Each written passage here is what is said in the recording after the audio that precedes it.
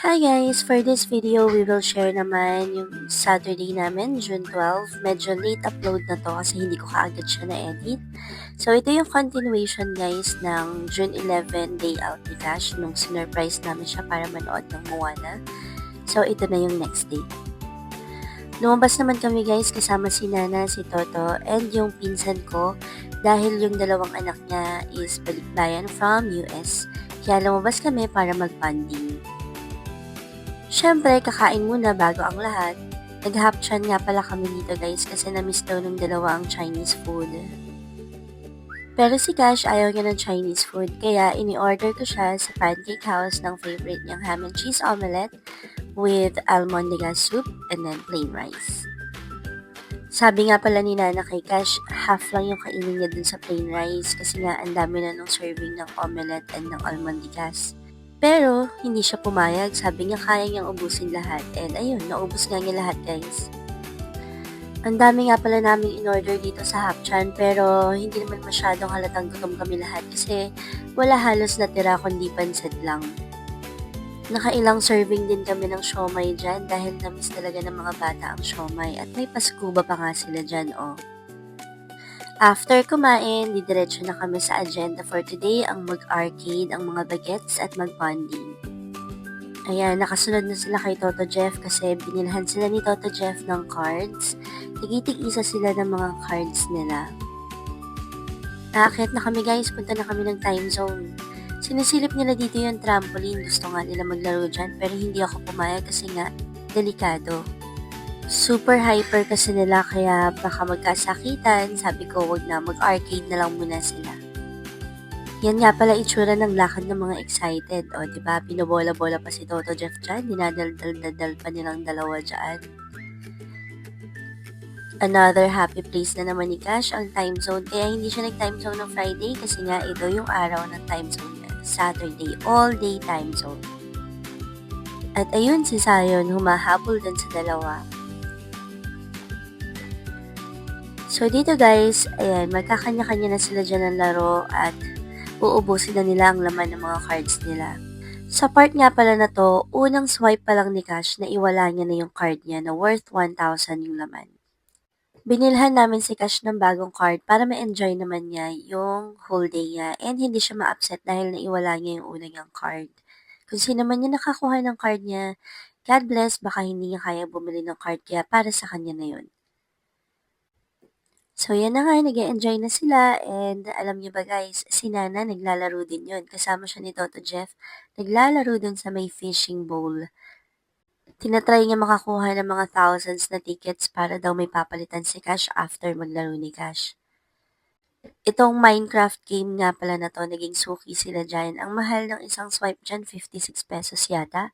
And then, may free card ka naman na makukuha ng Minecraft. Si Zion, grabe, ang kapal ng cards na naubos niya. Si Cash naman, naglaro din ng naglaro dyan. Pero, nag-explore din siya and naging suki naman siya ng VR and ng car racing. Sa Ayala Feliz branch nga pala na time zone to guys. Mas malaki kasi doon. May bowling, may trampoline, and may play din sila. Dito sila dinala ni Toto Jeff para mas ma-enjoy nila yung whole day nila kasi mas maraming games dito sa arcade na to. Kahit yung photo booth, nasulit nila yun guys, nakailang pakuha sila doon. So ayan na nga, nag-umpisa na sila mag-VR. Hindi ko alam kung nakailan ba sila dito at suking-suki sila. Hindi ko alam kung kinumpleto din ba nila lahat ng movies na nandyan. Sa Robinson's Antipolo kasi, 5 movies lang yung pwede mong pagpilian. Dito, parang nasa 12 or 14 movies yung pwede mong pagpilian, guys. Mas marami silang options. Ang pinaka nakakatuwa silang panoorin dito is yung Jurassic kasi talaga nagtitilian sila kapag sumasakay sila dyan. Ayan si Toto Jeff, ang mga pinsan ko at ang Nana nanonood. Tuwang-tuwa sila, aliw na aliw sila panoorin si Cash at si Noah. First time nga pala magkita nitong dalawa guys kasi si Noah is from US and then si Cash, ayan, dito naman siya lumaki. So, first time nila nagkitang dalawa pero grabe sila mag-banding. Kala mo ang tagal na nilang magkakilala and ang tagal na nilang nagkikita. Sobrang sweet ni Noah kasi para siyang kuya talaga kay Cash. Pag may gusto si Cash, isa-swipe niya ng card And then, isasakay niya, susuotan niya ng seatbelt, tuturuan niya si Cash paano laruin. Kagaya nitong car racing na to, kay Noah siya natuto dyan. Tinuruan siya ni Noah kaya minsan nagsa-second place din si Cash. Pero ang first place palagi, syempre si Noah. Sobrang nakakatawa tong si Noah kasi napaka-smiling face, lagi na lang nakasmile, very masiyahin siya. Jive talaga sila ni Cash, pati sa pagsayaw, pagkanta, sa pagkain, lahat-lahat na. For sure guys, mamimiss nila ang isa't isa. So, ayan guys, after nga nito, nakita namin sa LED yung kanilang pictures kanina. Ayan, fina-flash siya the whole day. Super cute nila dyan, ba? Diba? So, kaming mga adult, naka-assist lang sa kanila and paikot-ikot yan. Susundan lang namin kasi mahirap na, baka mawala ang mga bata. Hindi pa din natin sure, di ba? Baka mamaya may nagmamasid-masid dyan, kagaya ng card ni Cash, na 3 kaming nakaikot sa kanya, pero nawala pa din. Ganyan talaga yung nilook forward ni Cash, guys, na mga weekend. Yung lalabas, and then magbabanding. This time nga, sobrang happy niya kasi kasama niya yung mga pinsan niya. Usually kasi 'di ba kaming tatlo lang or si Nana, si Toto, and then si Cash and ako. So, kami lang lagi kasama niyang mga adults. Bihira lang siya magkaroon ng kasama ng mga cousins niya, kaya pagkakasama niya sila, tuwang-tuwa siya. Walang pagsidlan yung happiness niya talaga. Only child kasi si Cash and only apo na nandito sa Pilipinas sa side namin. And then, sa side naman ng daddy Ken niya, nag-iisang apo din siya. Kaya, wala talagang bata na lagi siyang nakakalaro. Dahil hindi ko sila pinayagan mag-trampoline, eto, dito ko sila dinala sa play. Nasa time zone pa rin to, dun lang sa may kabilang side. Hindi ako pumayag dun sa trampoline, guys. Pero look, meron din pala sa taas trampoline. Ayan. Nagtatatalon sila doon. And then, syempre, nagutom. So, magbe-break muna kami dahil ubos na yung mga cards nila. Magme-merienda muna kami. Ayan na naman yung dalawa. Tatawa na naman ng tatawa yan.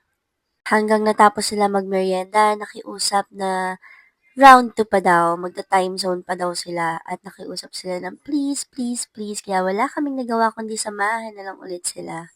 Sabi namin, sige, i-enjoy nyo na. Sa inyo naman tong whole day na to, kaya hanggat hindi kayo nagsasawa, wag tayong tumigil. Huwag nyo na tanungin guys kung magkano naubos nila sa time zone. At medyo masakit-sakit talaga. So, eto na, back to time zone and maglalaro na naman sila. Sobrang happy, di ba? Pasayaw-sayaw, patalon-talon, pakanta-kanta. Ang sarap maging bata. This time nga pala, medyo kumaunti na yung tao. Siguro lahat halos ng mga naglalaro dito kanina naubos na din yung cards and nagutom na din. Itong tatlo lang talaga yung after kumain, nagyaya ulit pabalik. So yan, nag-car racing na naman sila ni Kuya Noah niya. And after mag-car racing, mag-VR na naman sila. Ilang ulit yan guys, kilalang kilala na sila ng mga staff dito, nakakatuwa. Sabi ko sa inyo parang kinumpleto yata nila yung mga movies na papanoorin dyan. May movie na na-bored sila, hindi daw masyadong masaya. May movie naman na talagang tili sila ng tili. Nakakatuwa kasi feeling nila hinahabol talaga sila. Inaangat pa nila yung paa nila, lumilingon pa sila. Patry nyo to sa mga anak nyo guys, nakakatuwa tong VR na to. Kung hindi ka din naman mahihiluhin kagaya ko, pwedeng-pwede mo din samahan. Pero take note lang ha, nakakabaliktad ng sikmura yan, nakakahilo. Feeling mo talaga ikaw yung nandun sa loob. Kaya for me, hayaan na lang natin sila kasi kaya naman nilang dalawa. Manonood na lang ako sa kanila and support na lang ako dito habang nanonood. Ang haba nga pa lang yan guys, parang pinakamaikse 5 minutes and meron pang almost 8 minutes. Kaya talaga naman, ako yung napagod kakahintay sa kanila.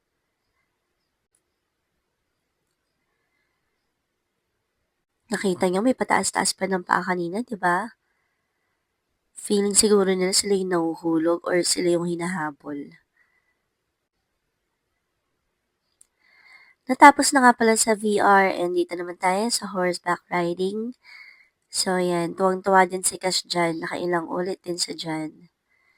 Nakakatawa din tong ride na to kasi parang ikaw talaga yung nagpapatakbo ng horse. So, kailangan mo din talagang hilahin yan, guys. Hataw-hatawin yung horse para tumakbo siya ng mas mabilis. And then, syempre, explore pa rin, more games pa din, ikot lang ng ikot. Laruin lahat ng pwedeng laruin sa loob ng time zone. Yan lang ginawa namin maghapon. Gigil na gigil si ate girl dyan, oh. Pero, nag-number 1 siya dyan, guys. Pag ganun-ganun lang yun, pero number 1 yan. Ito, isa nga pala to sa bagong game dito sa time zone. Ayala Feliz, hindi pa magets masyado ni Cash kasi nga Japanese yung salita niya. Sa part na to, naghahabol na sila ng tickets kaya nagtatry sila kumuha ng maraming tickets. Tuwan-tuwa na sila guys, naka 20 tickets sila dyan. And after this nga pala, nag-bowling ang mga bagets, nakailang set of bowling sila dyan. Kala mo mga pro, di ba? Palagi naman nakakanal. Char. Magaling si Kuya Noah. Si Cash naman nakakatira pero minsan kanal, and then si Zion naman moral support. Ayaw niya bumuhat ng bola guys kasi daw sobrang bigat kaya imaginary na lang yung kanya and taga-cheer na lang siya nung dalawa. After mag-bowling, di pa rin talaga tapos. O, umulit-ulit pa sila. Sige, go for more tickets pa mga kids. Ayan na naman yung pinagbabawal na technique ni Cash. Si Noah nga pala, ipon ng rings, hindi niya alam na uubusan na siya ng time. By the time na ihahagis niya yan, mag-run out of time na siya. At ito na yung favorite ni Cash guys na sinasabi ko sa inyong hindi ko alam kung anong tawag. Tatlo na sila dyan. Mag-e-error yan guys pagpasok ni Zion. Imagine, tatlo ba naman sila inside? Ayan, nag-error na ang machine. Buti na lang walang staff at walang sumita sa amin dahil one person at a time or one child at a time lang po. Sa wakas, natapos din kami pero alam niyo na kung saan papunta. Ayan na naman yung blue na logo. Nananakbo na naman silang tatlo. Nangunguna pa si Cash yan. Pasimuno yan si Cash dyan. So, pipili muna ng pipili. Ang promise na naman niya sa akin is small lang daw. Tapos, nagulat kami nakita niya yung classmate niya dyan. Close friend niya sa school, nagkita sila and sa same section pa ng toy. Same yata sila ng binibili. May nauuso ngayon guys na mga kitchen na maliliit. Parang miniatures, ganun. Pwede daw niya dalhin yun sa school, kaya natutuwa siyang bilhin. Sabi niya small lang, pero hindi guys. Nakabili din siya ng malaki dyan. Isang set nung kitchen miniatures na yon. May ref na kasama, and then may mga surprise balls na 4 yata yon. So, dito nag-dinner na kami sa Shakey's at papasara na ang mall. Pero after mag-dinner, syempre hindi pwedeng walang ice cream. Bumili ako sa baba sa Blizzard para makapag-dessert kami. And since sarado na ang mall guys, baka dapat naman umuwi na kami, 'di ba? So ito na. Uuwi na ang mga person kasi wala na silang pwedeng iba pang gawin sa mall. At sarado na lahat, so mapapahinga na ang mga bulsa namin. Ihahatid namin yung dalawa sa Binangonan bago pa kami uuwi sa Muson. Dito nga pala sa kotse guys, nagkaroon ng concert ang mga bata. Nagsasayaw, kumakanta, naging DJ pa nila si Toto habang nagda-drive. Sobrang saya nila dyan and nagbababay na sila sa isa't isa. Sabi nila, see you after 2 or 3 years. Medyo gusto pa nga nila ng mas mahabang biyahe kasi ayaw pa nilang ma-stop yung bonding nila. Madami-dami din silang nakanta dyan guys and nasayaw. Hanggang dito na lang ulit yung video namin ng Saturday, June 12. Thank you guys for watching. Thank you sa pagko-comment nyo. Thank you din sa pagla-like, share. And sa mga hindi pa po naka-follow, please follow Cash. Thank you so much po everyone. God bless you all. Bye-bye!